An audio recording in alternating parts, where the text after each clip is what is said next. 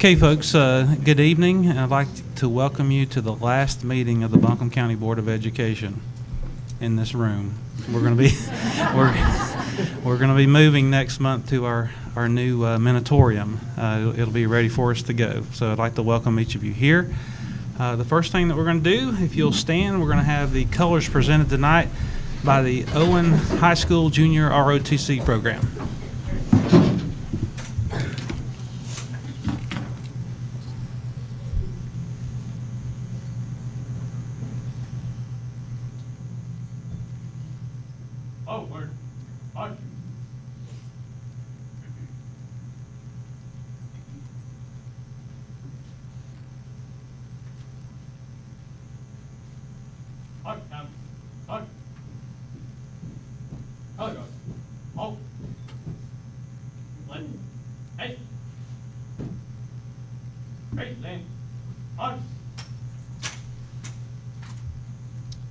I pledge allegiance to the flag of the United States of America and to the republic for which it stands, one nation, under God, indivisible, with liberty and justice for all.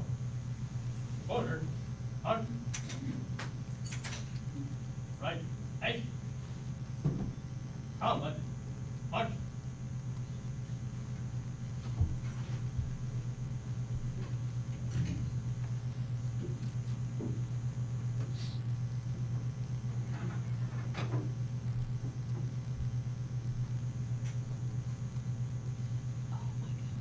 With today being the National Day of Prayer, if you wouldn't mind, please bow your heads for a moment of silence.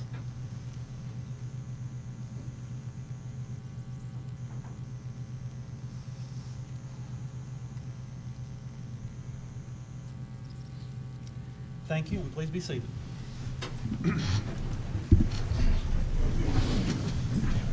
Mr. Chair, Yes. in light of the fact that a lady was sitting in a chair that fell apart, right down here, I am really glad we're moving to a new facility. As someone said one time, low bid sometimes. All right, so the first thing we're going to do is make the approval for the agenda. A couple of things that we would like to move around on the agenda tonight before we approve it. We are going to pull the Director of Communications position off of the personnel report and vote on it separately under the action agenda. And we are going to be moving also from the consent agenda the approval of the 2014 enrollment and facility needs report and approval of the implementation of the 5-year facilities plan and the approval to design and finance a new Inca intermediate school. All those things will be moved to the action agenda. And we're also going to move towards the back, the board directive. We're going to move that to right after public comments.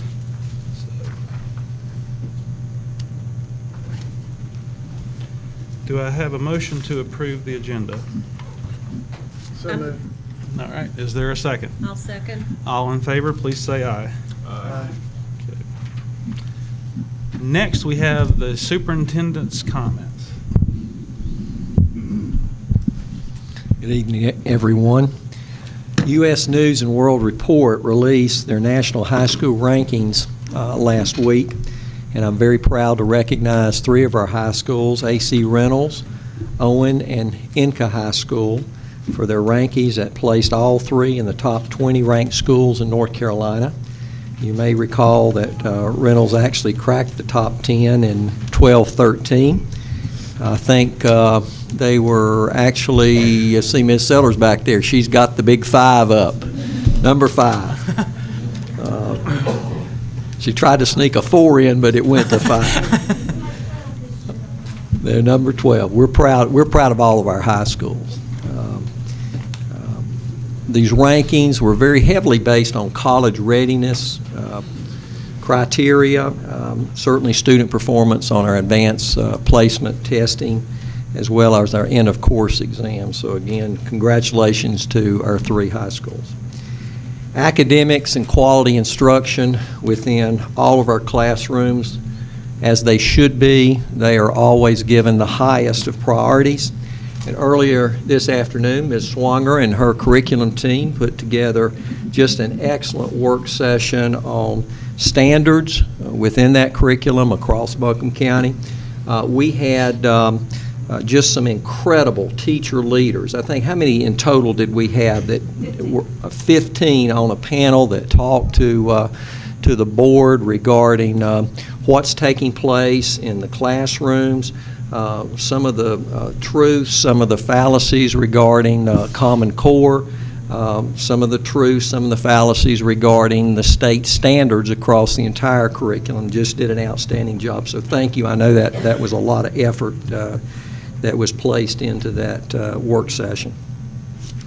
Again, while we're very proud of that high academic quality in Buncombe County schools, we also recognize the value of the many extracurricular programs. In fact, I see one of those outstanding programs sitting right in front of me. In fact, I think I can actually count maybe 3 outstanding extracurricular programs. You've heard me say this before, and I truly believe this, that those extracurricular programs, whether it be our FFA program, whether it be our Project Lead the Way robotics team, whether it be our band, our chorus, or our athletics program, they are truly one of the best dropout prevention efforts that we have in our school system. Regarding athletics, for example, we have over 3,000 students to high school, middle school level that participate in high school organized athletics. And the majority of those coaches that are out there working with those student athletes, just like the majority of our sponsors working with our clubs and organization, during the daytime, they're in those classrooms teaching academic skills. Both of them teach life skills, but they just teach them in a little different environment, one during the day, one after school. I want to publicly recognize Mr. David Ball, and I see some Irwin students and Irwin administrators here. Mr. David Ball, who's a long-time educator, athletic director at Irwin High School, was recognized as the North Carolina Athletic Director of the Year. So he received an award in front of about 1,000 educators earlier today, and again, I want to publicly say how proud we are of David and just what he's meant to that school community at Irwin. I've been asked, board members, by our 6 high school principals, they've asked that I approach you regarding extending the scheduling of the community information events. If you recall, we put in our regulation 5030, which recognized the distribution of information. We placed within that regulation a community information night that would be held at all 6 in all 6 districts. In fact, tonight, the Inca district is they have their community information program going on as we speak. I see several Inca parents that probably came from that, and I know Mr. Spivey is there in attendance. As I reported to you last spring, Irwin High School actually became the pilot for that information event. Wonderful job. We had over 30 community organizations that represented, and they were both religious and non-religious affiliated representatives. I really believe that a primary reason for that being so successful at Irwin was the leadership of our communications department, especially our communications director. So what I've heard from our high school principals is they would like the opportunity to hold that information night within the first 4 weeks of the new school year. I've asked them to give me specific dates, and I will bring those to you in June. I think their rationale is that if we have our a full communications department staff, they'll start working on that this summer. I do have a faith-based leadership council. We met last week. I talked that over with that particular group, and they certainly want to be strongly involved as we plan for those information events to happen across the entire county. So I see a few high school principals there. Mr. Evans, Ms. Sellers, Ms. Roney, anything you would like to add to that to the board? I would just say thank you for the opportunity to have that in the fall. With all the craziness happening in high schools right now, I can speak from that myself. With athletics and concerts, so forth going on, I also think that we would have a much better attendance if we grouped it with an open house in the fall, back to school or whatever we want to call it. I think it'd be much better attended. I think we'd have a better opportunity to have community organizations there. So I appreciate the opportunity to have it in the fall rather than right now. Right now, it's just a really tough time to have that. Thank you for the opportunity. Ms. Roney, I think you're going to tie in that event with through your school improvement team and tie in with some goals for the school. Is that correct? Yes, Dr. Baldwin, we have talked as a Robertson district, and we're going to do a collective school improvement team goal to add to our school improvement plans that would include the community event that we would hold each year. Okay. Again, that's my proposal to you, the board, and we would bring those dates to you at the June meeting so you would have them. And I think it really does make sense, and plus we hopefully will be able to provide a lot more support to our high school principals. The recent court decision that many of you may be aware of to halt the legislative requirement to offer 25% of teachers in each of the 115 school systems a 4-year contract. There's salary increments that come along with that particular contract. Both Guilford and Durham County were involved in a lawsuit. The judge has halted that process, but it's added to the uncertainty for us in this school system because there is potential that particular lawsuit can apply to all 115 school systems. We just don't yet know. I spoke with our State Board of Education representative a little bit earlier this afternoon, and again, they've not received any information, and it's still uncertain. The other possibility is the General Assembly begins the short session. I think that's May 14th.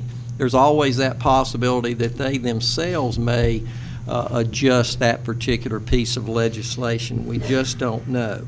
However, the law is the law, and Mrs. Lopez has worked very diligently with a team of teacher leaders representing all 6 of our districts. We just recently had a meeting, and so we have progressed on to identifying the criteria that we will use, but our intent is not to bring you any list of names until, to be quite honest with you, the last possible moment because of this uncertainty. Ms. Lopez, would you mind talking to us about that particular criteria that our committee has determined? Yes, sir, Dr. Baldwin and board members. The committee, as you will recall, the committee came before you at the March board meeting, I believe it was, and told you about the work that they had been doing and how they had been out in the schools. That committee, I think, has met 6 times, several times, to get together and hash out the law and also to survey the teachers and ask the teachers what criteria that they would want to see. So the committee this past week met, and where they are is that first, all teachers who to be considered must have 3 consecutive years of teaching, and that is a requirement of the law. Also to be considered, teachers must have received ratings of at least proficient or at standard on their evaluation instruments for the past 2 school years. The committee added another layer, and that is to be considered, teachers must not have been subject to disciplinary actions that would include a suspension from employment or an official reprimand that is placed into their central office personnel file. Finally, the committee is going to take people who meet all of that criteria and subject those names to a lottery system or random selection and select the 25% in that manner. And so that was the criteria decided upon by the committee. So then in June, at one of the June board meetings, we will come with the final list of names of folks who meet, using that criteria, have been selected. Any questions? What are the do you have the numbers yet in terms of? It'll be approximately 350, I think 350 teachers who would be selected, unless there's a change in the definition of teacher. Out of do you know yet how many are left after you apply that criteria? It's approximately 1,400. Mhm. Well, I'm sorry, it's 1,400 who meet the 3 years. And then once you take out the folks who do not meet proficient or at standard, and I don't have that number with me. That's Yeah. fine. Thank you, Ms. Lopez. All right. I will be bringing a recommendation for a new principal of our Discovery Academy to the board tonight.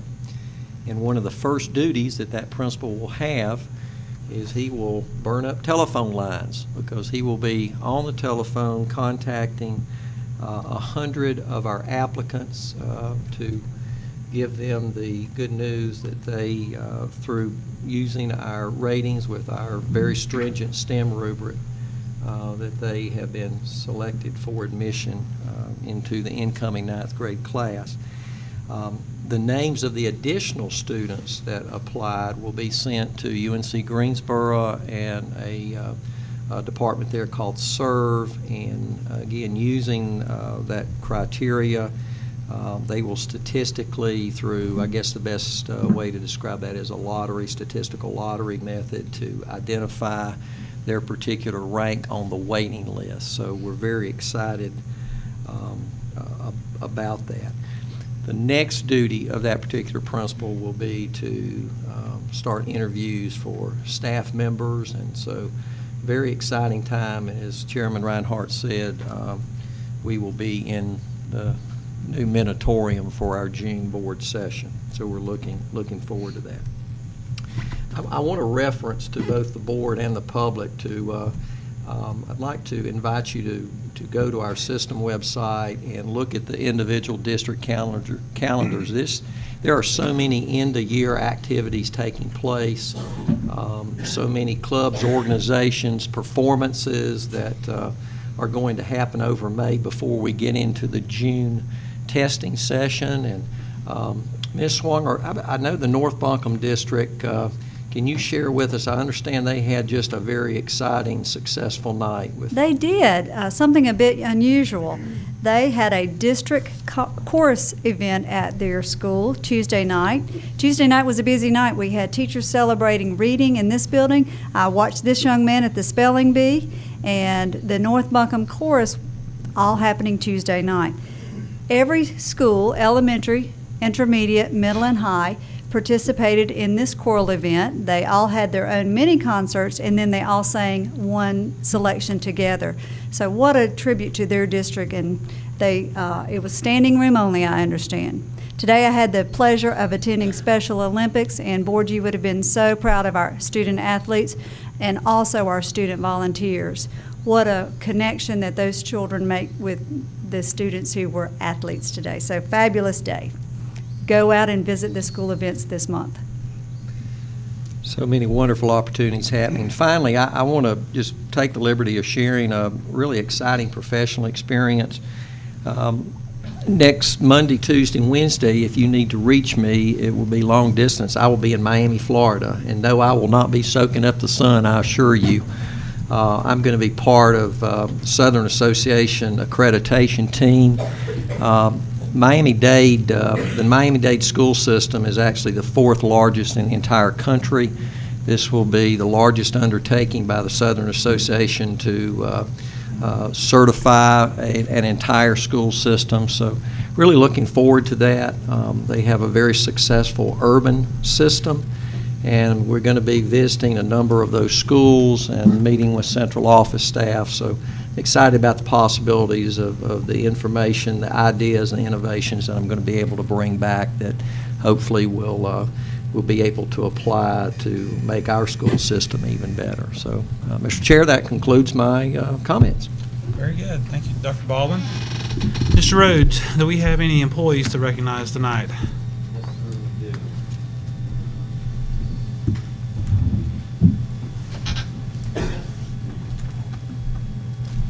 Good evening, Chairman Reinhardt, Dr. Baldwin, members of the board. We have one employee tonight for recognition. I was not able to catch up with her and get a little bit about her, but hopefully she's here. Jennifer Derringer is a kindergarten teacher at Johnston Elementary and is celebrating 10 years with the system. So Jennifer, if you're here, come on forward. She's not here? So we have two pieces of good news for the evening. The first is Laura DeGroat. Laura is a student at A.C. Reynolds High School working on her Girl Scout Gold Award. She has been working with Bell Elementary students in order to increase their level of exercise and help them eat healthier to avoid the risk of becoming obese as an adult. So Laura, if you would, please tell us a little bit about your project.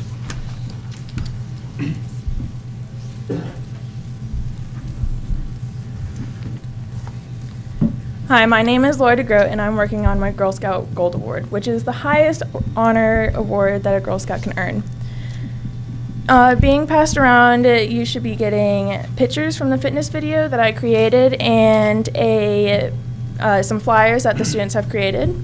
Also, there is a DVD of my fitness video that you'll be getting later. Obesity causes a lot of problems throughout a human's lifetime. Studies have shown that 30% of adults who are categorized as obese first developed weight problems in childhood. If you can reduce 30% of obese, then why sit there and do nothing? 8 years ago, I was told I was at risk of being obese. At age of 9, I started to gain weight by eating and not doing enough movement. In the 4th grade, I weighed 160 pounds. I was putting so much stress and pressure on my bones and lungs that I was having a hard time starting to move. In the 7th grade, I was diagnosed with exercise-induced asthma, and I wanted to do something. I was bullied about my weight and always felt obligated to start a diet, but I loved food. In 7th grade, I joined the swim club at Cane Creek Middle School. It was very hard on my lungs to even hold my breath for just 5 seconds, but I managed to work on it. I have now swum for 6 years, but I still have asthma, and I am now in a healthy weight, and I am active. With my research of childhood obesity, I found that the federal recommendations for children is that they need to accumulate at least 60 minutes of moderate physical activity most days of the week. That means that at least the number of days that they should be exercising is 5 days. My project was working with Bell Elementary, which has PE only 1 day a week. Before starting my project, I sent out a survey to the students and asked if they exercised at home. Only 20% of the children that were surveyed do some kind of exercise that actually will benefit them. Bell Elementary has a health fair every year in October, Childhood Obesity Awareness Month. The school nurses, including Beth Barber, take the student's BMI. A BMI is a student's body mass index that tells the child if they're at risk of being overweight, obese, or underweight. Beth Barber told me that they send out a letter to the parents of the students that are at risk of being overweight or obese, which is 95th percentile and up. She asked the parents if they are interested in services for the child, which they'll take the child individually and make a game plan on monitoring their weight. With students of Bell Elementary and Girl Scouts, I created 4 fitness videos that the children that work out to during class. These videos are played during the morning or afternoon in the classroom, not during PE, since they're already getting some kind of activity during that period. The videos have a duration of 5 minutes, and the students tell me that they're really fun. After the students and teachers used the videos for 2 weeks, I sent out a survey to the teachers, and they all agreed that they see an improvement in the children's attentiveness and absence, even with one class having type B influenza, and they are still doing the workouts, and they are fighting the virus faster. The students do not learn that they have to exercise to become healthy. They were taught about what foods they should eat as well. Ms. Pedraza's 3rd grade class drew flyers of healthy foods. The flyers were placed around the school at Bell Elementary so that other students can see what foods are healthy. Since the colors of red and yellow signify hunger, a lot of kids drew fruits and vegetables like strawberries and bananas. Since physical education has been reduced in elementary schools because of the increase in testing, I have thought about how you can keep kids studying for the test and get any amount of exercises in elementary schools. I would like to see each elementary school in Buncombe County have the option of using the fitness videos in the morning during their announcements, or having the video available to each teacher to use during the day when it is convenient, and to have the posters placed around the schools to help the students think about healthy eating. Of course, using the videos in October during Childhood Obesity Awareness Month is great, but the ideal solution would be use it throughout the school year. Thank you for your time. Thank you.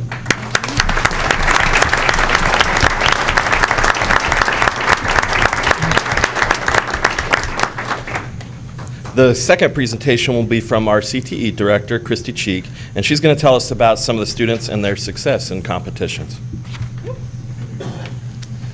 So I had to get my reading glasses out. I hope I don't have to use them, but I am getting old. So good evening, Chairman Reinhardt, Dr. Baldwin, members of the board. It gives me great pleasure to see all these students out there and their advisors and their principals and their parents, because it takes a village to get all this stuff done. So I just want to thank everyone. But this year, numerous CTE students competed at the district, state, and now we're going to nationals, so that's even great. And, you know, they can compete as a team or individually, but what CTSOs do is it helps us reinforce those 21st century skills that businesses tell us that we need every day, such as teamwork, critical thinking, working together, and I tell you, these students know how to do it and do it well. So tonight I'm going to recognize students and their advisors and their principals, and I'd like you to form a line up there, and we're going to clap for everybody at the end, because as you see, there's a lot of students here, and if you're a parent, when your child's name is called, would you please stand, because they can't do it without you, and we can't do it without you too. We're going to start with Reynolds High School, and I've adopted Keaton as my second son. So Keaton Bishop Marks. So Keaton, if you'll go stand over there, Miss Baldwin, since you're the Reynolds district, we're going to let Keaton go way over there with you. Okay, and Keaton placed first in 3D design at the state TSA conference, and his teacher is Taylor Baldwin, and Taylor can't be with us tonight, so Miss Sellers is there helping us out. And Keaton will represent Reynolds High School and Buncombe County at the National TSA Conference in Washington, D.C. in June. And Keaton's parents are here also. And at this state conference, too, Taylor Baldwin received the Young Educator of the Year for the TSA organization. So we're very proud of them. And also from Reynolds High are Madison Tambini, I hope that was correct, and Kayla Eckstein, and they placed third in team decision-making, marketing communications at the DECA State Conference in March, and they will represent AC Reynolds High School at the National DECA Conference in Atlanta this weekend, and Cedric Alexander, come on up, is their advisor, and we're very, very excited, and I actually got to see them on stage win their award. It's very, very exciting. So here's our Reynolds group, and we're very proud of all of them. And now we're going to go to Irwin High School, and so Dr. Brown will accompany all of his students up. Now, these first group of students are very dedicated, as they gave up part of their spring break to go compete. So you know that they're dedicated souls. And they're going to represent Irwin High School from FCCLA in San Antonio, Texas in July. And Dr. Brown wants to go because he's never been to the Alamo. So our FCCLA winners in chapter in review are Carly McLam, Molly Kerr, and Jessica Griffin. For chapter service portfolio, Ty Worley, Tucker Worley, and Josh Weaver. You can stand with Mr. Bryant. For chapter service display, Caitlin Edmonds, Jordan McCanish.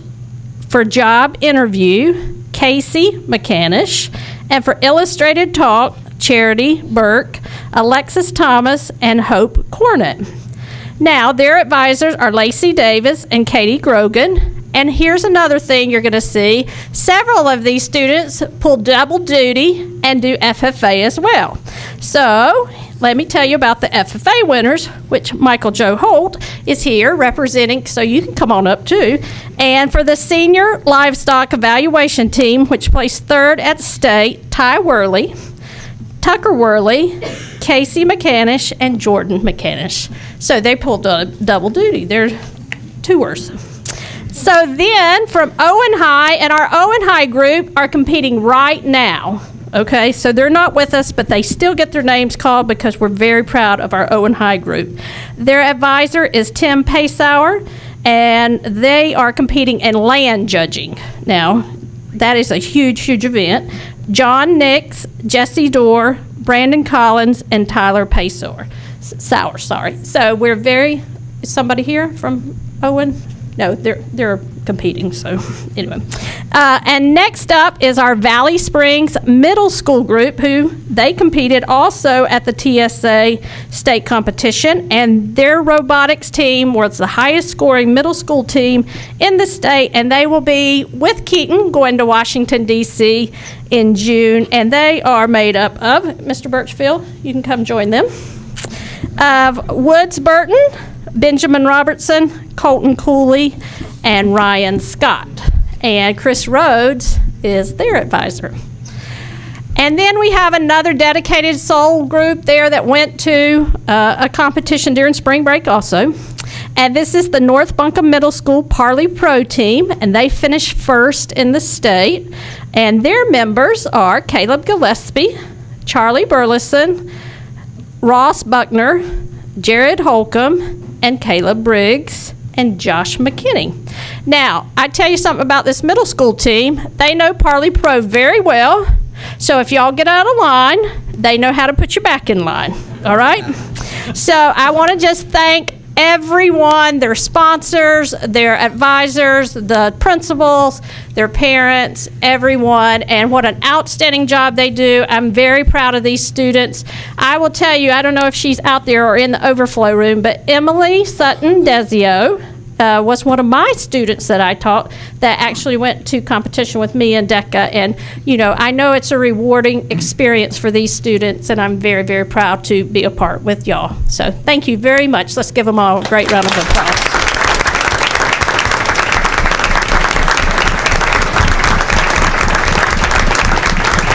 So hold on. I left two people out, sorry. Justin Gillespie and Flake Brantley, who is the middle school advisor. So Mr. Gillespie, you need to have your picture made. Come on. Can't get out of it, my fault. So again, thank you for your time. You don't realize how much time these teachers give up out of their weekends, their nights, their whole year to help these students out. So we certainly do appreciate that. We got to get a picture, Justin, sorry. You know, that for some reason people like pictures. Anyway, thank you very, very much. Y'all have a great, great time at Nationals.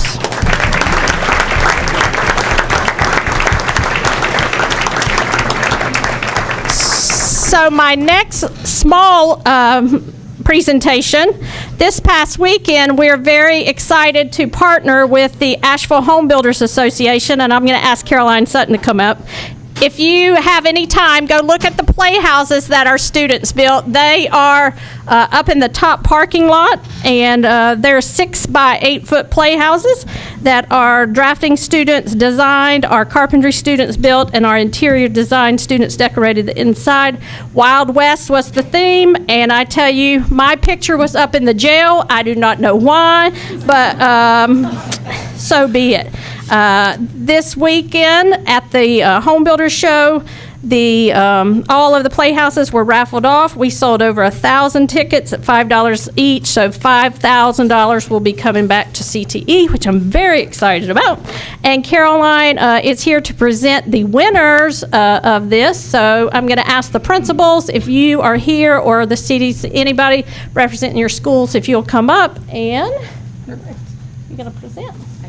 Okay, so there's 2 awards given at the Asheville Home Builders Association, and the first one is the fan favorite, and fans get to vote on the award on the best playhouse, and this year Owen High School won that award again. This is their second year, 2 years in a row, and their theme this year was Toy Story, and so they get money.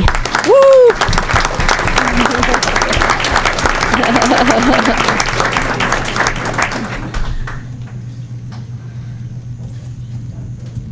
And if anybody, it is such a really cute house. Very, very good job.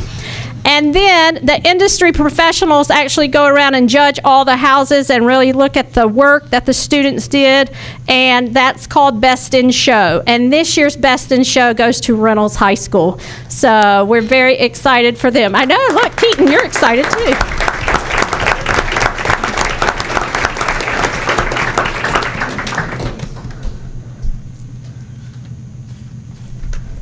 I just have to thank our maintenance department and Sean Burleson for helping us move these playhouses. They are very big and very heavy, but we certainly appreciate, this really does give our students hands-on working, and I certainly appreciate everybody's help and assistance in our partnership with the Asheville Home Builders Association. Now, students, I have been told that you have homework and you need to leave, so you can be excused now. Thank you. Thank you.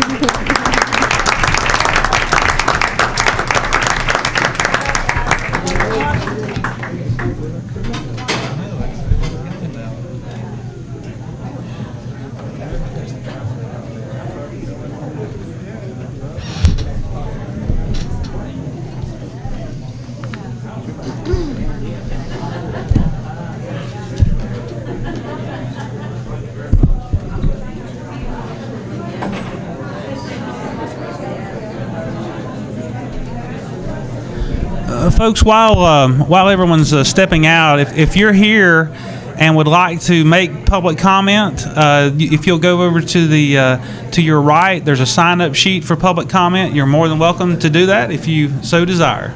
Over by Mr. Rhodes there. Oh.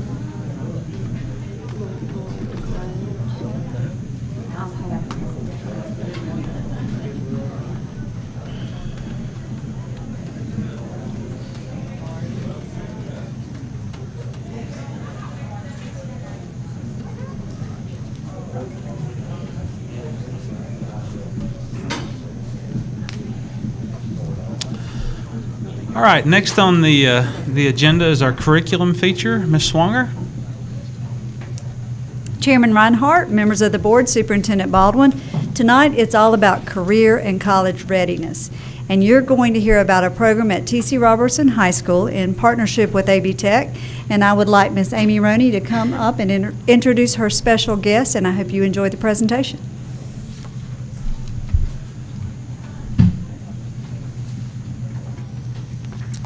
Good evening, Chairman Reinhardt, Dr. Baldwin, and members of the board. I'm excited to share with you this evening what I hope is to be some good news for you.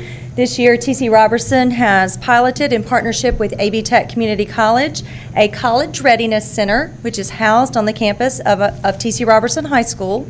The name of the specific course that our students actually sign up for is called College Readiness and is available 3 periods per day to our 11th and 12th grade students. And next year, we hope it will be available to also our 10th grade students. At this time, I would like to introduce Dr. Mike Dempsey, Director of Educational Partnerships from AB Tech, and our instructor, Mr. J.D. Herman from AB Tech, to share more with you about our partnership. Thank you so much, Ms. Roney, and it's always good to speak to you all. Greetings from AB Tech.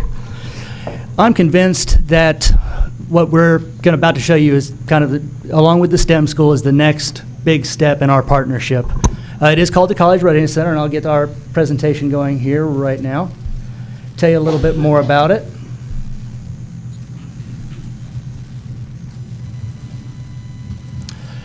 It is a facility, as Ms. Roney stated, located at T.C. Robertson High School, so students can come into this room and refresh their academic skills in English and math. It is staffed by Mr. J.D. Herman, who I'm very, very honored to be associated with, who is our facilitator at Robertson.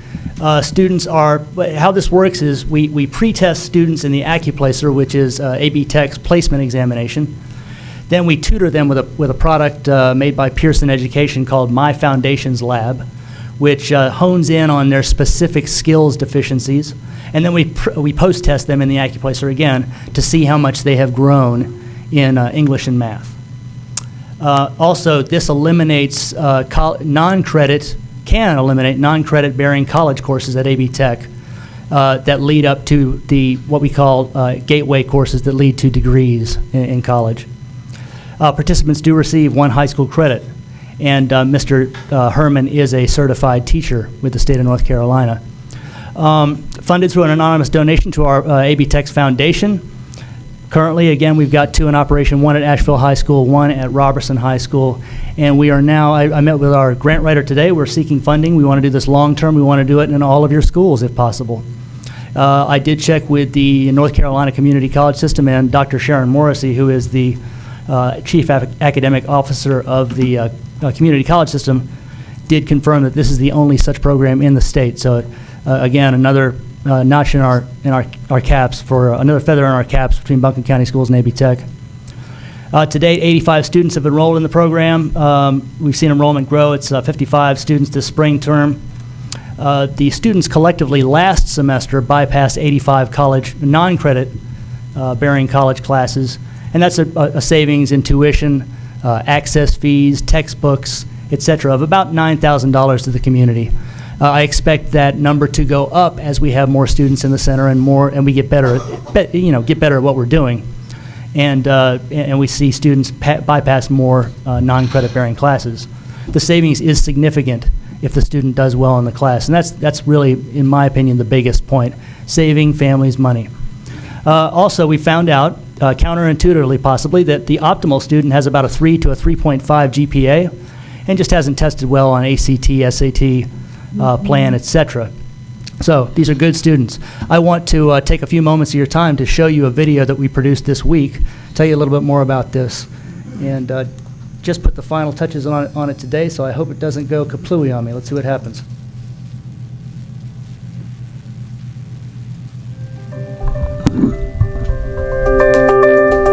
The purpose of the College Readiness Center is to allow students to eliminate or reduce the college prep coursework that they would have to take once they enroll at AB Tech. It's to prepare students for college. These are for students who need a leg up. They are highly motivated students, and they want to go to college, but they just need a little assistance so they can be successful.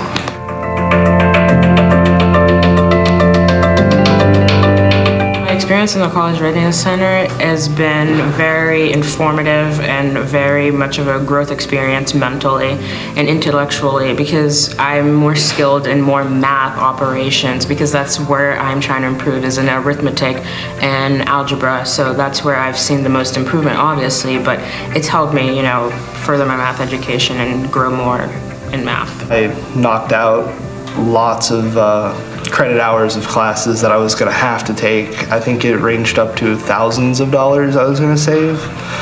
It was going to take me a year to get to where I was actually going to be able to focus on what I truly needed in college. We took the AccuPlacer. I didn't do too well on it the first time, and by the second time, I did my tutorials, and it really helped me. And then I took the SAT, and turns out the tutorials are actually helping on the SAT as well. I scored a lot higher than I did my first time, and I noticed a lot of things that were on the tutorials that were also on the SAT. So it really helped me out, and I'm glad that I ended up taking the course.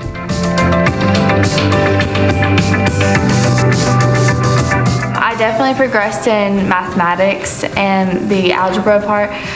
It definitely helped me because I've taken many mathematics classes before, but this kind of went step by step and kind of showed you how to do it, and it's definitely going to help me because I eliminated some of my math classes that I'm going to have to take at AB Tech. So I've been doing writing and math, and with writing, I brought up some stuff that I haven't, gone over since like 9th grade, and I think it helped me with it did help me with writing again, and how things are supposed to be structured, and I guess that's pretty important when going to college because you have to write a lot of papers.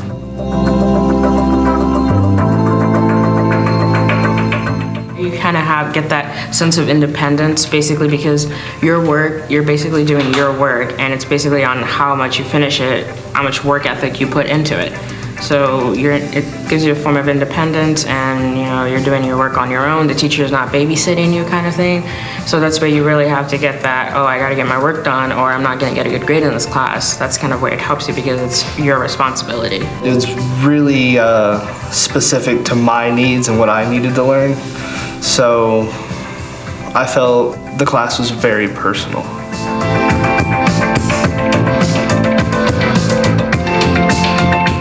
I would recommend it to the people who do not test well, because since I don't, it helps you understand and look at somewhat what questions are and how you need to think a little bit more, and then it helps you on what you should be looking at. And it definitely helped me with my ACT scores, and so I think it would definitely help other people if they're struggling. I would definitely recommend this class to a friend, but a friend who's very self-motivated and they really want to improve intellectually in math or in any other subjects, because this class really does help with that.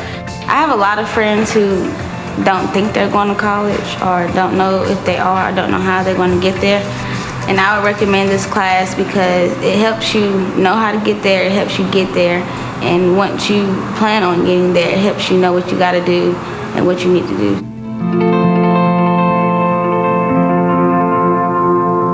It's very much student-centered and student-driven. So they go at their own pace, so the high flyers can fly high, and people who need extra one-on-one help, I can attend to that and respond to that in a meaningful way.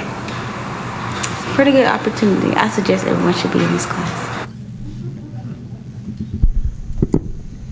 And now I'd like to turn over the microphone to J.D. Herman to tell you about his experience in this.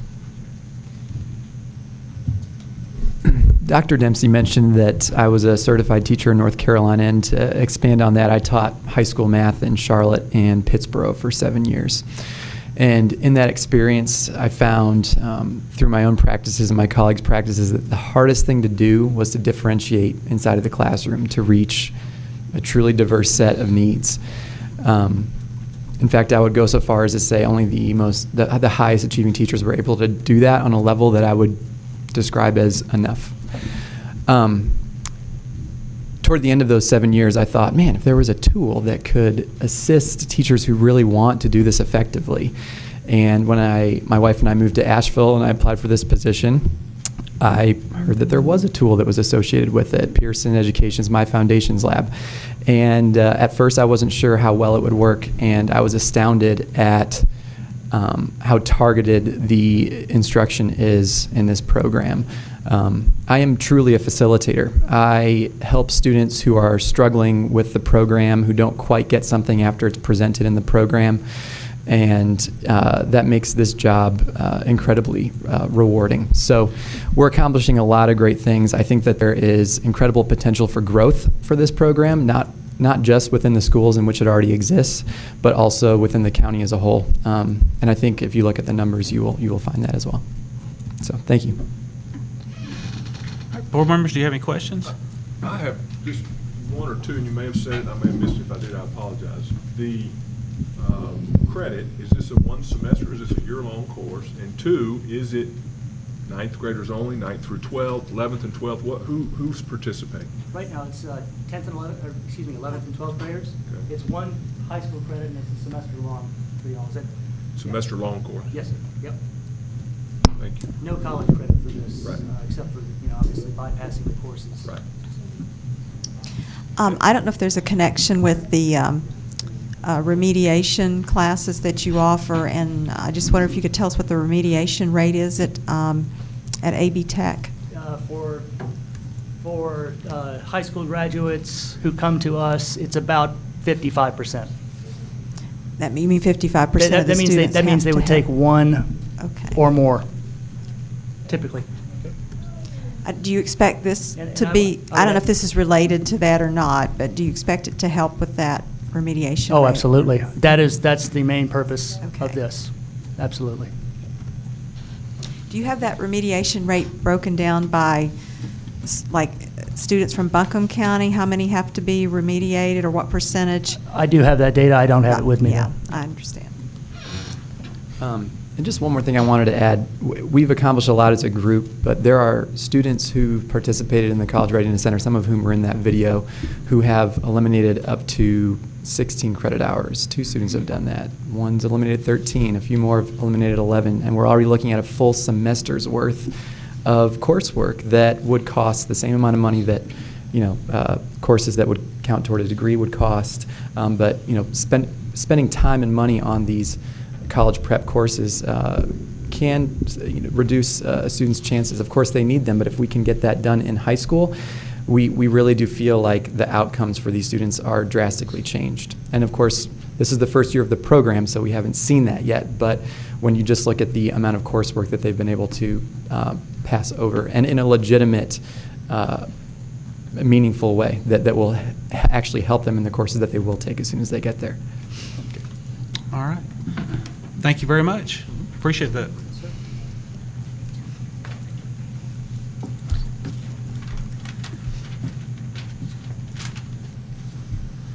All right, Mr. Rhodes, who do we have first tonight for public comment?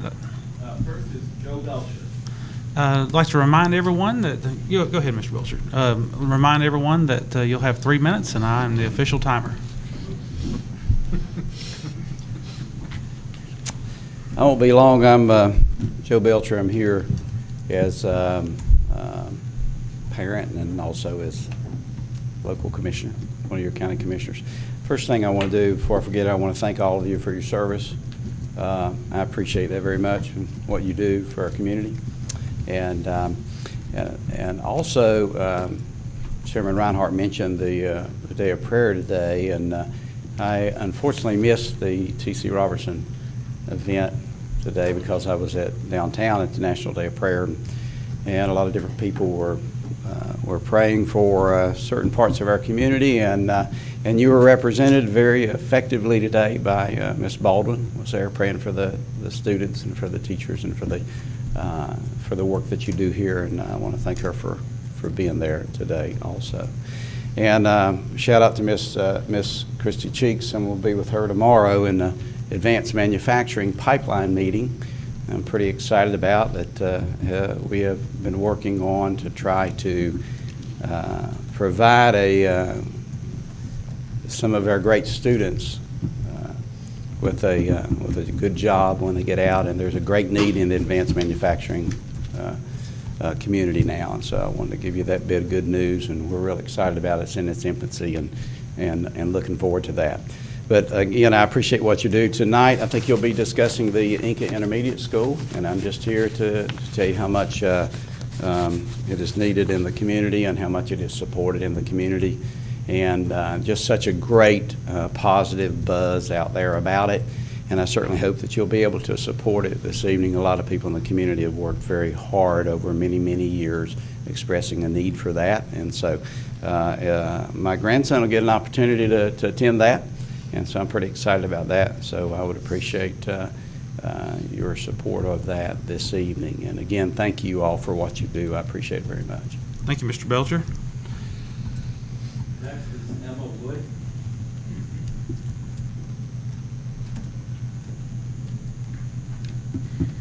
Hey guys, how's it going? Okay, that's cool. Okay, I'm Emma, I'm 15 and I'm in 9th grade at Inca High School, and I'm not one for public speaking, just gonna put that out there, but I thought it was important to speak about the intermediate school because I went to Inca Middle School a year ago, and I'm gonna tell you right now, I got to high school and the first thing I thought was, oh my gosh, I can actually breathe in the hallways. You have no idea. Trying to cram a bunch of kids down a hallway that's really no bigger than this. And, we're all trying to get to class, and we're stepping on each other's toes, and we're pushing each other into lockers, and, we're screaming and fighting. And, I know that sounds, dramatic, but I'm being serious. That's ridiculous. I was scared to get to the next class because I'm I don't know if I'm going to survive this. We had, 6, 7 lunch periods, and it started at 10:30, and it went all the way to 1 o'clock. I don't want to eat at 10:30, and I don't want to eat at 1 o'clock. But I think most of all, I just wanted to say thank you for all the parents and the people who are considering building this intermediate school, because we really need this, and I won't be one who's attending it, but I mean, I know future generations who are going to be attending it, and I mean, we desperately need this school. I mean, seriously, I don't know what else to say about that, but I mean, I babysit a lot, you know, and there are a lot of little kids, and I don't want little kids to have to go to a school environment like I did, because that's just like not a good school environment. Like, it's just not. So thanks for considering this, and you know, I and future generations are going to thank you. So that's it. That's all I got for you guys. Thank you, Mrs. Wood. Thank you very much.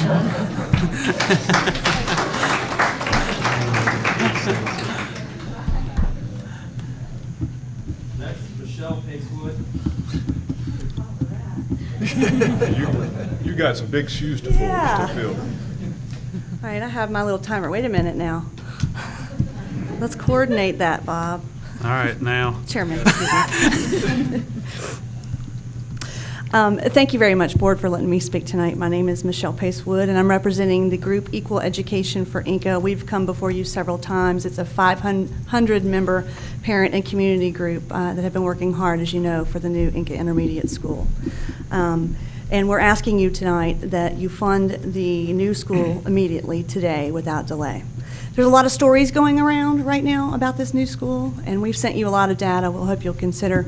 So I thought tonight we would tell you a story that keeps us up at night. The Liberty Road, let's say we're going to take a look at Inca District in 2016 and 17. The Liberty Road exit is well underway. As Rick Tipton said, we've moved up in the priority status, which wasn't a consideration in capacity numbers by Tim that we spoke to today. And then their developers have already said, oh man, there's some new action out there. So they're starting now to build multifamily residential units, which is going to put a lot more people. And guess what? We have new water and sewer because there's several groups out there that are wanting expansion. And then we've got some, you know, imaginary, let's say there's an imaginary charter school out there, and maybe there's not. They're not going to take Inca students for some reason because they're not required to. It's not district specific. So let's say no Inca students go there. Let's say just one or two. Or let's say it closes suddenly like 8% of all charter schools do in America. Halfway through the school year and all those students have to go to the only school available to them, Inca Middle. Or let's say it never opens because there's a site problem. We thought we were going to get one, but all of a sudden we don't have one. And it doesn't open on a year that it's supposed to. If you don't fund this school tonight, the capacity levels for Inca will be, in the functional capacity, Hominy Valley 87%, Sand Hill 95%, Candler 100%, Inca Middle 101%, and Pisgah 123%.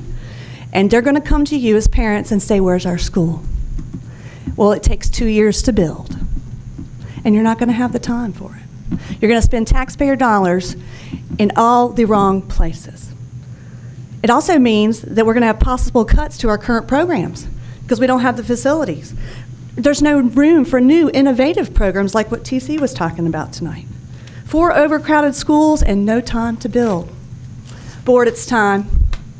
Enough with the debate in inequity, enough with the delays, enough with the new studies, enough of pushing our capacity to levels that will disqualify us for new programs, enough of making our kids walk crowded hallways, take early lunches, enough with stalling tactics for imaginary future schools, enough of scaring and deceiving the parents of Inca with unproven allegations, cherry-picked data, and media ambushes. Enough. Ms. Woods. Enough. Thank you very much. Please vote for it tonight. Thank you.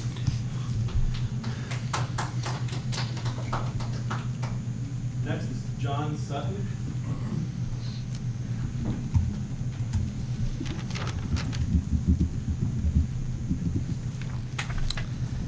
Members of the board, Chairman, I thank you for the opportunity to speak to you tonight. I appreciate your service. My name is John Sutton. In addition to being a 1992 graduate of the Inca school system, I'm also a business owner in the community, and I'm also a parent. I have a 4th grader at Hominy Valley Elementary School and a 6th grader at Inca Middle School, who incidentally eats lunch around 10:15 or 10:30 every morning. I'm not really here to talk about all the overcrowding, although it's apparent in my household every night.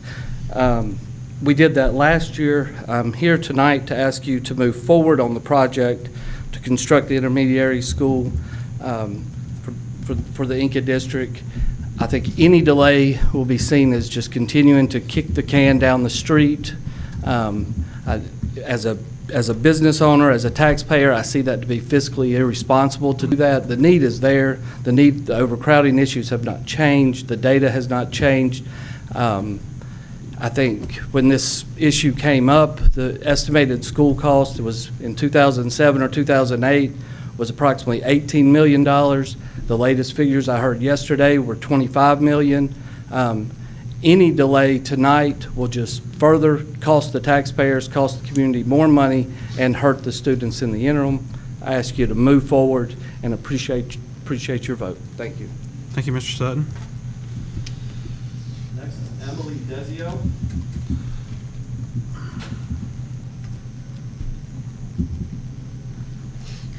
Thank you guys for having us tonight. I'm Emily Desio. I live in Inca Village. It's about, I guess, 500 feet from this new proposed site for our intermediate school. My daughter Etta is sitting there tapped into the Care Bears because this is way too boring and Care Bears is more.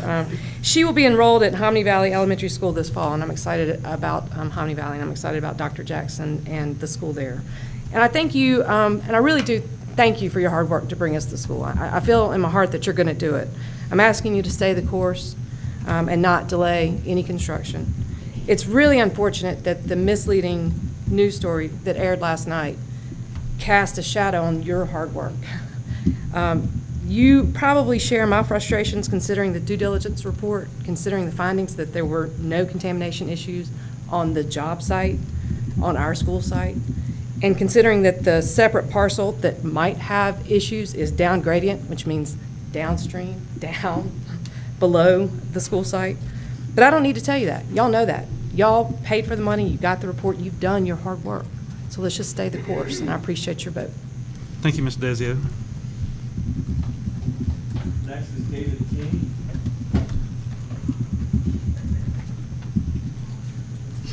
Mr. Chairman, Dr. Baldwin, board members, I'm David King, County Commissioner, District 3, which serves the Inca Candler area. I'm here to echo what you're hearing tonight from the other commissioner and citizens of the Inca Candler District. We would like to urge you to move forward with the construction of the 5-6 intermediate school. This is something I feel very good about as a commissioner and the information that this board has provided to the county commission and the research that went into researching this site, that we see no obvious reason not to move forward with it. And after speaking with someone, the director of WNC Alliance today, who was brought into this, who also said they saw no reason not to move forward with this school. So I would strongly encourage you, and I thank you for the hard work that has gone into it, and feel very good about what you've done, and I feel like we will have a good school in opening in August of 2016. Thank you. Thank you, Mr. King. Dave Ogren.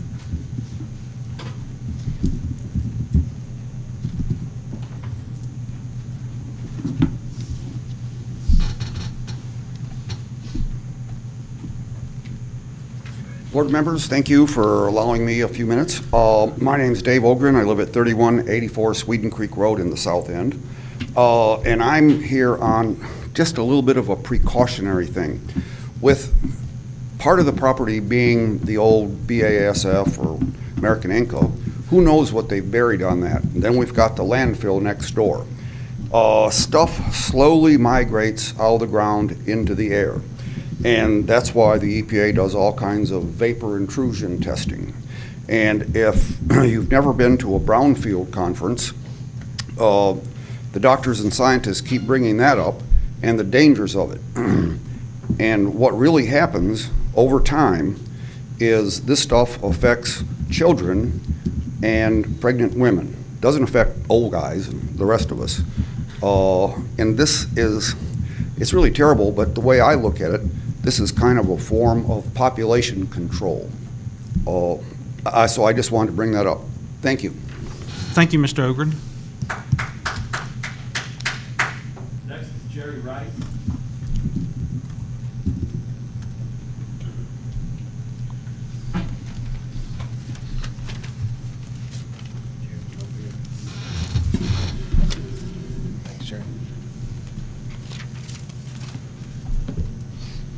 Thank you, Mr. Chairman, members of the board. As I was referred to a minute ago as the gloom and doom. I hate to be the bearer of bad news, but our folks that has got up here and spoke, I think they've not done their due diligence to figure out what is actually out there on the BASF site. I know these folks, I appreciate what they do, and I'm in favor of the school as far as the school. I'm not in favor of the place, and I've said that before. This industrial site, I come to you months ago, if not over a year ago. I brought you in the CD. I'm not giving you another one. I'm going to give a chairman one you can share it. On this CD, they are loads of information to contradict the good things that they're talking about on the school. Walter Curry, the attorney for AB Tech, the former attorney for here, and his partners, they all have this information. Mr. Curry was aware of it in 2000, October. And 2,150 some parts per billion of TCE on this property at AB Tech, in the OTM building of AB Tech's property. Now, this stuff is chloroform as well on this property, and it's at a high rate. They've not been enough information brought to this board. This Hominy Creek is not a clean whistle. It's got more contaminants in the history. Go and look at the history online, and you'll see what we're talking about. Just an accident just the other day or other week or so. You look at what potential they are in the future, because they've already cleaned that pipe out. If there's another incident, it's going to hit the creek a lot quicker. This property is joining the Hominy Creek, and you're going to have a science lab and do all this modern stuff. I don't want a kid in the Inca District sticking their big toe in Hominy Creek. I've lived there all my life. I know the history. This is in a flood, fill the soccer fields up, and that's a no-no in a floodplain. Now, if you want to understand it in a big picture, politicians are politicians. Statistics are something else when you've got the data. I would tell you, a former commissioner on the Board of Commissioners right now told a person, said, don't have to worry about it, it's already in the bag. Now, if he hadn't been talking to his fellow commissioners, do you think he would really say that? Now, here's the other thing. You got 2 brownfield sites on there. This brownfield site is proposed on the 56 acres. This brownfield site, the person over the brownfield said it is heavily contaminated. That's not my words. Now, where is the creek at compared to this site?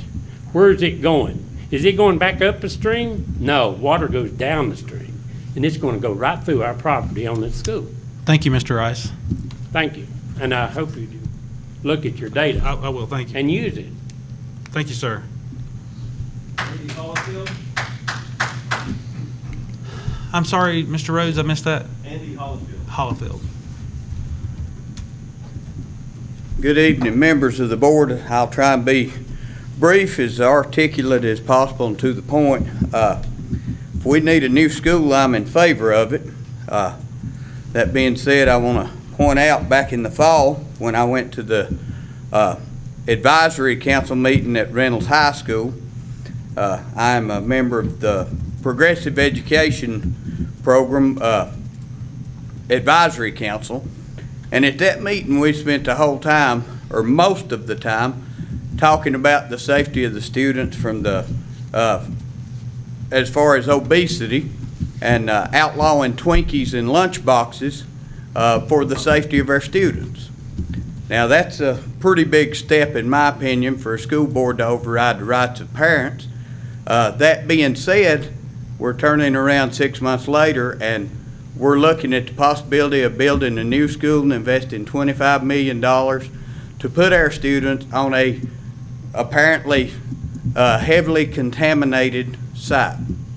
That's hypocritical, and that is teaching our students do what's right until it gets to the point where it's not beneficial to you.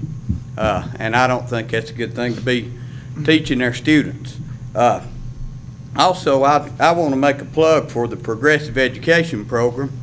They are in need of $5,000 for a computer program that links all the PEP classrooms at Robertson High School with student data, so each teacher can keep up with everything pertaining to that student. And this is software that requires a license. Larry Weigel could give you the details about it.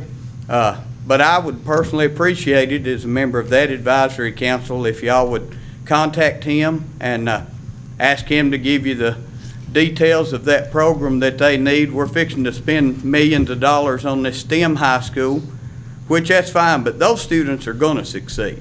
They're going to make their way.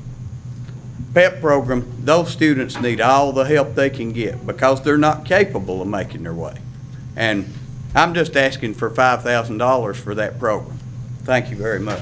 Thank you, Mr. Hollifield. George Trowbridge. Ladies and gentlemen, I'm just a taxpayer. I see some stuff that Lisa sends out, and I look at that, and I wonder, gee, maybe I ought to come over here and see what's going on. This is the first time I've ever walked in here. But I'm a taxpayer, and I hear the thing about the school, and I can talk a lot about where's my money going? Well, we need the school. Well, is it because you got the old school was crumbling? Is it because the head count's coming in? What is it that you need it for? Is one of the factors in the decision to build a new school that you're going to save a lot of maintenance funds with the old school? I guess you're going to leave the old school. The maintenance costs will definitely go down there. So there might be some justification. Now, see, I'm a taxpayer and I want something for my money. So if I'm going to invest, what, $30 million, I like to see something coming back, and I should, because the school that's being replaced, there should be some savings there. In addition to that, I want to look out 5 years or 10 years and see what the head count at the new school is going to be. It may be up next year or the year after. Is that going to be the trend? Is it going to be the trend in the district? Is it possible that school busing could handle some of the overages when they do occur, rather than building new schools? I'm kind of curious what alternatives have been considered, but I'm sure you've considered a lot of them. But when it comes to spending $30 million, you know, I'm a little tight. I'm a taxpayer, and I'm really concerned about where my money's going. So I hope you're taking a really good look at that. Thanks a lot. Thank you, Mr. Trowbridge. That's it. Okay. All right. So next, we have a board directive that comes from Ms. Baldwin. Ms. Baldwin, would you like to make that as a motion?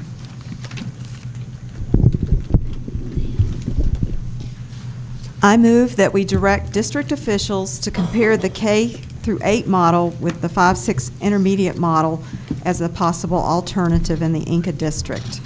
Okay, that comes as a motion. Do we have a second? Hearing none, we'll move on to the action agenda. First on the action agenda, we have pulled the position of the Director of Communications off of the remainder of the personnel report, which will stay on the consent agenda. So do I have a motion to approve the nominee, or I guess, or just the position for the Director of Communications? So moved. All right. Is there a second? I have a second. Any comments? I'd just like to say that I'll be voting no. I have nothing against the candidate. I just feel like that our money could be put to better use for teachers, and that the director and assistant director position could have been consolidated. Okay. Thank you, Ms. Baldwin. Anyone else? Okay, all in favor, please signify by saying aye. Aye. Any opposed? Aye. All right. Next on the action agenda is budget amendment number 6. Do I have a motion to approve? Mr. Chair, I move acceptance of budget amendment number 6. Is there a second? I'll second. Very good. All right, any questions or comments? All right, hearing none. Can you give me a minute to pull it out, please?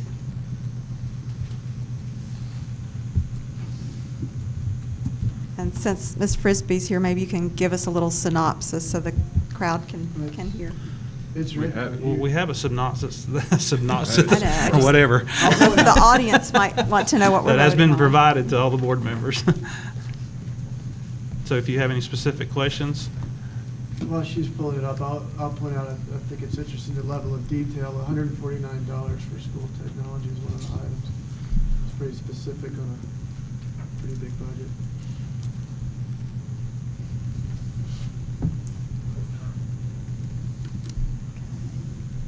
Ms. Baldwin, do you have a specific question? I was just double checking. I think that I'm good. I didn't know if Ms. Frisbee had something she wanted to say. I'm good. Okay. All right, all in favor, please signify by saying aye. Aye. Any opposed? Okay. Thank you, Ms. Frisbee. Thank you.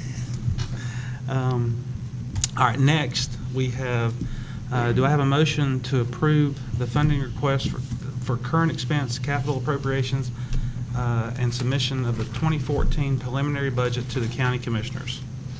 So moved, Mr. Chair. Is there a second? I'll second. All right, any questions?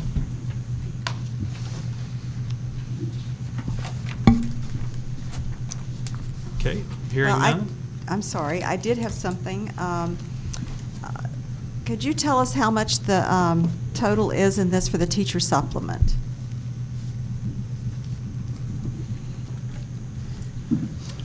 Are you talking about what's referenced in this document or just overall? It's in the local current expense fund. That's what we're asking the commissioners to pay. I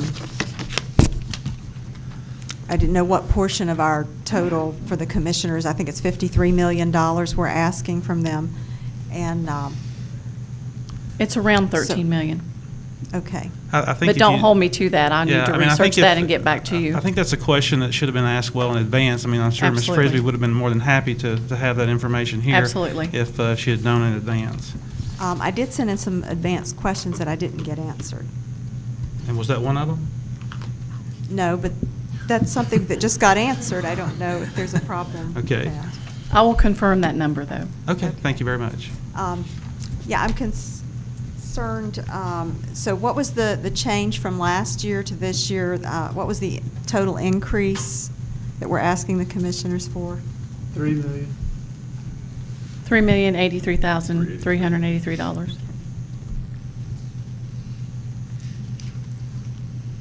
Which changes, that's for us, but that number That's changes for when you us. factor in the Asheville City. That is correct. as part of that It will be number. 3.6 million when you factor in the Asheville City School portion. Right.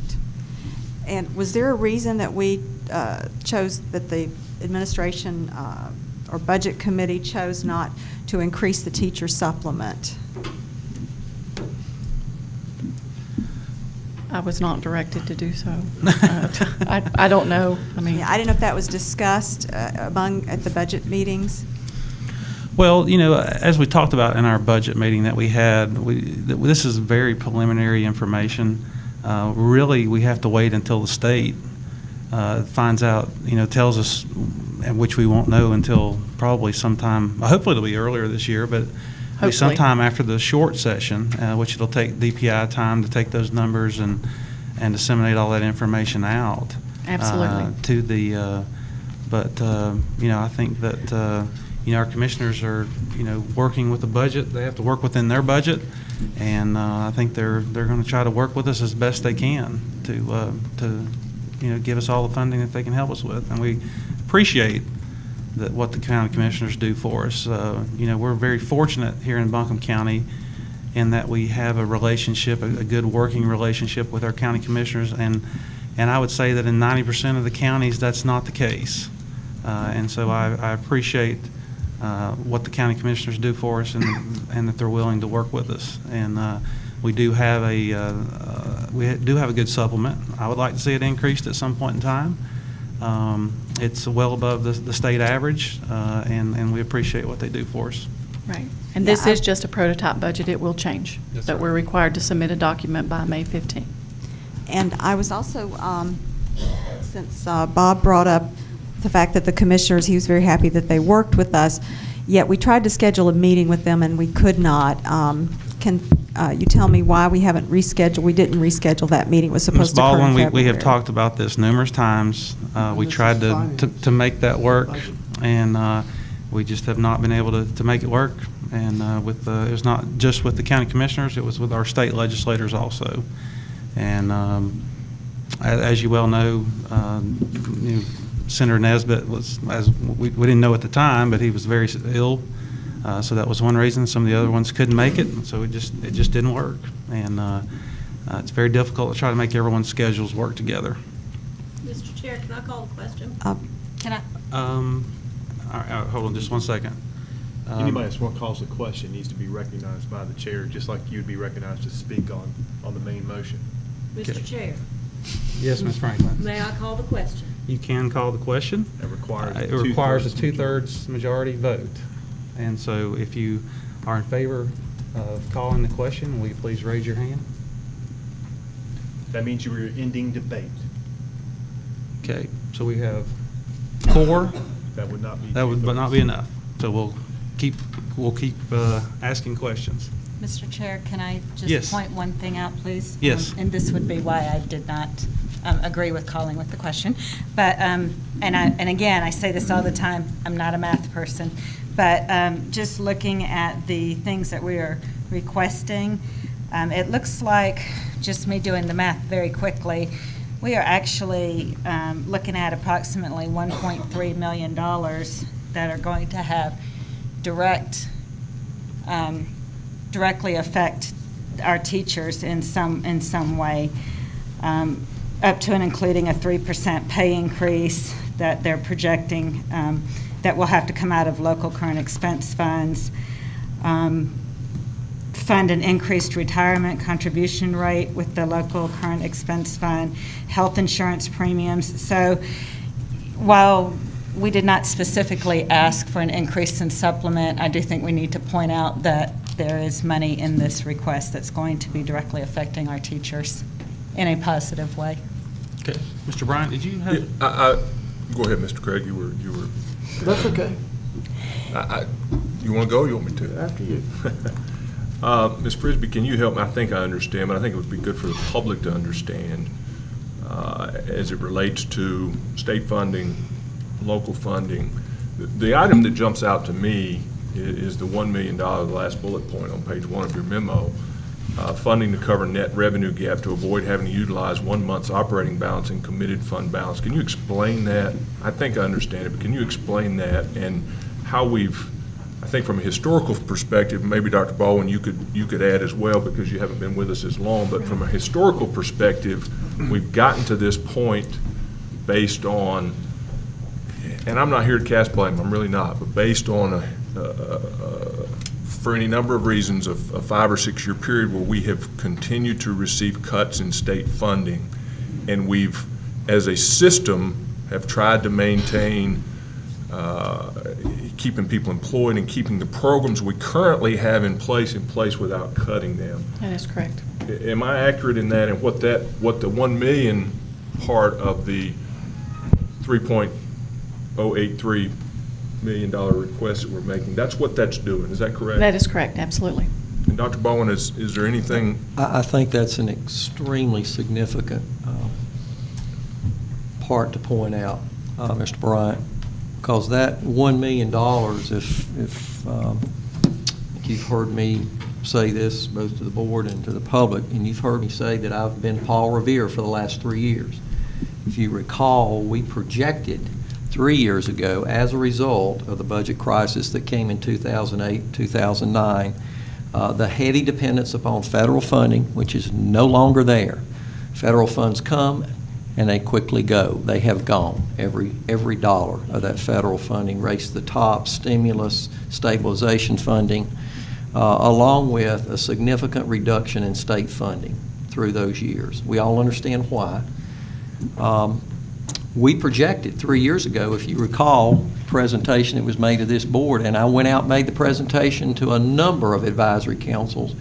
We projected about a $4.3 million loss. In other words, our policy, as each board member knows, requires us to maintain 1 month's operating expenses through our fund balance. At the time, that represented $4.3 million, and 3 years ago, we were projected to take every single dollar. Therefore, we would have to, our attorneys would be called upon to assist us to determine, now we basically are going to be violating our policy. That $1 million is a significant decrease, and I think it's happened because of 2 reasons. Number one, I think we have been very prudent in our decision making, and number 2, we have spread the hurt over multiple years. When you look at the loss in personnel, and everyone's seen that slide, you will see every aspect of staffing and personnel, which equates for about 85% of our total operating budget, that there have been hits taken across the board. From tech assistants, tech associates, that first year, the 24 that I met with no longer have a job. You no longer have a position, but we will try to maintain you somewhere in a job, all the way through to a loss of some teachers along the way, classroom teachers, although we prioritized that. It was a minimal reduction. To central office staff, 6 positions lost there, which I can assure you on a daily basis we feel the impact of that. Along with teacher assistants, you can recall, and thank goodness, the commissioners came through for us last year to save those teaching assistant positions. I can't say that loudly enough. So here's where we are, $1 million, and I think you're absolutely correct. There is no one in this room. I have a son that's a teacher. I have a mother that retired after 42 years of teaching. I would be literally thrown out of the Baldwin family if I was not a staunch supporter of teachers. I want and if you were at the work session, you would have pulled your checkbook out of your pocket and paid these teachers. That's how good they are. No one wants a teacher raise and supplements to increase more than Tony Baldwin. But the reality of it is, we're asking for $1 million. It could have been much, much worse. But that $1 million, think about it. If that's not provided through local funding, it's not coming from the state. The federal funds are all back in Washington. They're not coming our way. Think of how many teachers that represents that we lose in this school system with $1 million. Now just think about that. So again, in good consciousness, I can't, I have a hard time, even though my heart says I want to see a raise for our teachers. But we have to take care of operating costs for this school system. So that $1 million is a significant point to raise. Mr. Bryant. Yes, I wanted to mention that, our sister school district, New Hanover County, with the same enrollment numbers, their commissioners are providing $69 million. If you would also please wait for me to recognize you before you speak. I apologize. Okay. I didn't hear Go that right ahead. somebody else Thank wanted. you. Thank you. New Hanover's commissioners are giving their school district $69 million. We're getting $53 million from our commissioners. I don't think we're asking for enough money. We only receive 43.5% of our property tax dollars for education in Buncombe, and that includes AB Tech and both school systems. So my premise is we didn't meet with the commissioners. We didn't discuss, priorities like paying academic coaches who coach debate teams or Science Olympiad, pay equity for them, because we are paying hundreds of thousands of dollars to our sports coaches. We also didn't address priorities like our gifted program and fully funding it, or funding a foreign language program for our elementary students that wouldn't be that big of a cost. We also haven't discussed raising the teacher supplement. When we've raised the supplement for principals, they're getting extra duty pay. we didn't talk about how we've are paying almost 12% supplement or bonus pay to our non-certified employees, yet our teacher supplement stays the same. Even Haywood County's increasing their teacher supplement by 0.5%. We are hoping the state legislature will give that 3% raise to our teachers, and then we do, and I'm glad you included in the budget what we would have to come up with to supplement local teachers who wouldn't qualify for that state raise because they're paid with local money. Also, our textbooks. You know, I found out the Buncombe County School Foundation is paying for our 6th and 7th grade social studies textbooks. I'm embarrassed that we had to ask a charitable organization to raise money for our textbooks, that we couldn't ask for the money, not that we have to ask our commissioners. We could get it from our capital outlay budget. Our capital outlay budget is $9 million, which is very high. These are monies that fund roofs, re-roofing projects, paving projects that we couldn't. We're even funding. We're getting ready to approve several $100,000 for AstroTurf, yet we can't put textbooks in that budget. I know you've put $100,000 in there, but I don't think it's really. Is it really enough? Do we just have classroom sets in some schools? Do we have aging textbooks that we're not replacing with the updated versions that perhaps don't even match the standard course of study? So I feel like another important thing is instructional supplies for the classroom. We're having to go to Ingalls. Tools for Schools is what Dr. Baldwin said would fund our instructional supply needs. You know, why are we asking all these outside groups? We're doing so much fundraising in the schools, our PTOs, trying to raise money for instructional supplies, for iPads, different, things that our students need, paper for the classroom, the things the teachers need. I can't vote for this budget because we're not asking our commissioners for enough. And I think if they look at some of their operating costs, there's places they can cut if they need to. If they prioritize education. Right now, education is their second priority. The human services is their number one priority. That's where more funding is going.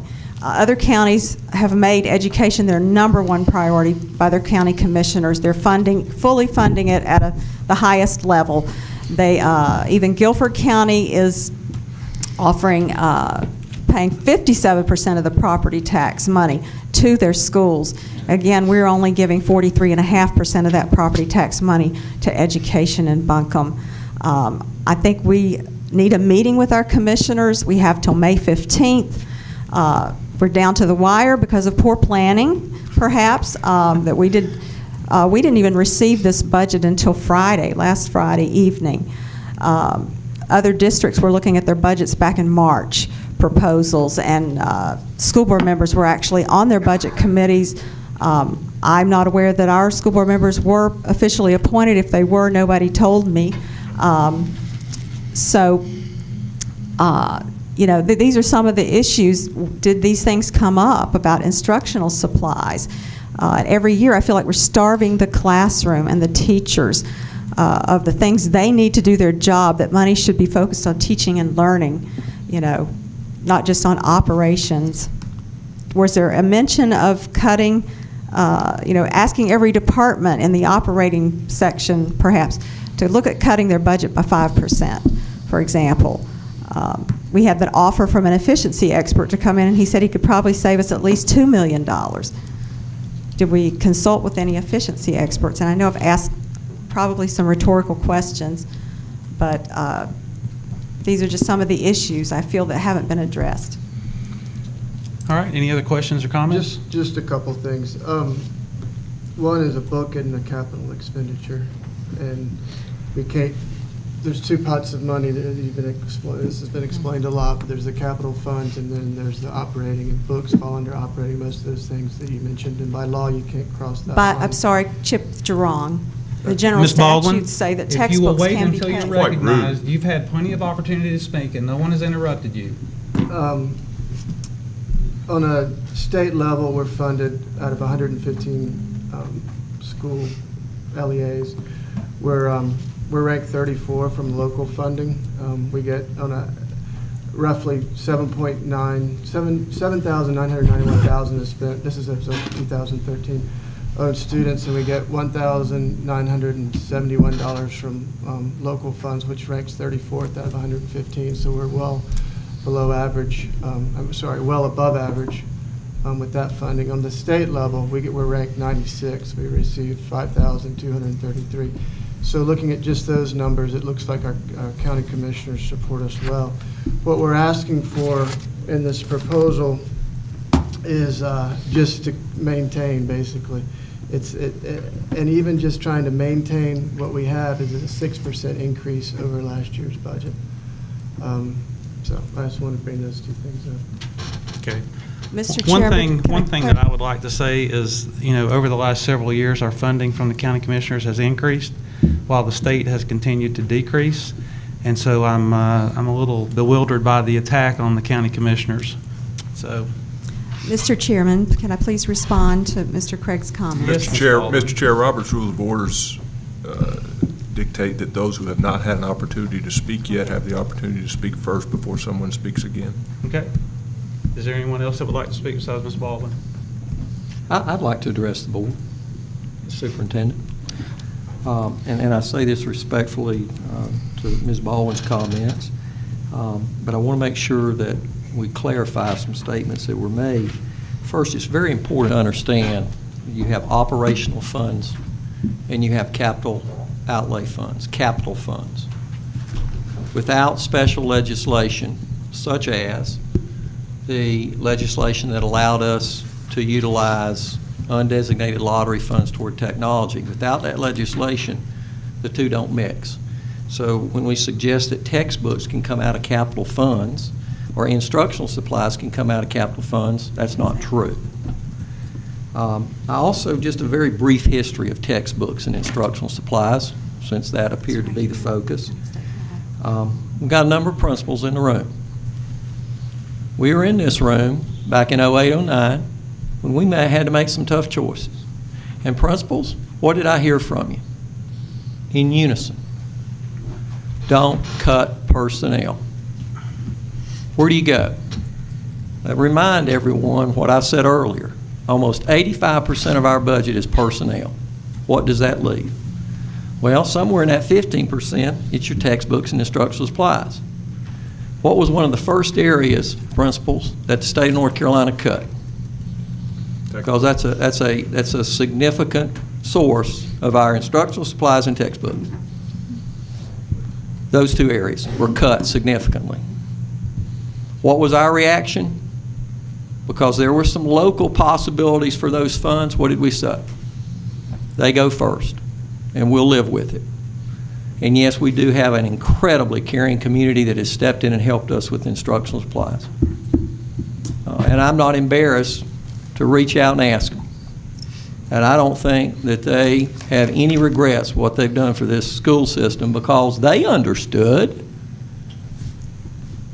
Some of us up here may not understand, but they understood the importance of that, because it's better than losing that classroom teacher for their children in the schools. And I also want to, there's been some reference to New Hanover County school system. And again, I'm sure it's an excellent school system.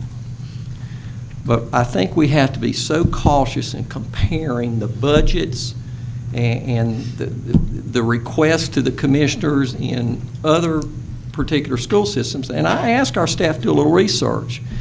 A primary request for most systems across this state to their county commissioners, Mr. Belcher, you and Mr. King, I think you know this, has to do with capital funding. Has to do with capital funding, because there's a historical responsibility there. We're very fortunate in that we have a sales tax that is quite unique. Like the golden goose, we're very fortunate, and I take a chance every time I publicly talk about it. But the reality of that is, for New Hanover, We just had a 10-year facilities needs report Mr. Fairley provided to this board. And we did a little research on New Hanover, so just think of the comparisons here. We looked at their 10-year facility needs report. Now, ours over 10 years is $87,820,000. That's a lot of money, Mr. Belcher, so get ready. But if you were in New Hanover, their request is $390,248,000. Now, again, I'm sure there is clearly a need, but also look at the differential when you start talking about one system's needs going to the commissioners versus another. We just have to be cautious with that. And that's not to say that there aren't, certainly across this state, there's 115 school systems, and I'm sure there are some that do a wonderful job with the budget that we could learn something from. But we have to be cautious in comparing. Look at those numbers. Now, you tell me, if you're a parent out there and children inside your school system over 10 years and you've got a kindergartner, where would you be more concerned? Sitting in Buncombe County schools, knowing those needs? And some of them, we are very fortunate in the type of needs that we put in that 10-year plan, because other systems couldn't even think of that. Artificial turf, we got that tossed out, okay? I want you to think about the community benefit of artificial turf and what that has meant in Buncombe County. How many community organizations, how many parents out there have had your children on our high school stadiums having an opportunity to take advantage of that? There's no, certainly it's not surprising when systems all around us are now looking at artificial turf. And you know who's requesting it? It's not your athletic teams at the schools, it's your communities, because they've realized now the tremendous benefit that they gain from that. So, yes, we've always put our classroom teachers as high priority. We always will. But again, let's be cautious when we start comparing across the state, because there are clear, unique differences. And I apologize for taking up so much time. Ms. Baldwin. Thank you. Yes, I mean, I have a difficulty, as Mr. Craig said, in maintaining, this budget is maintaining the status quo.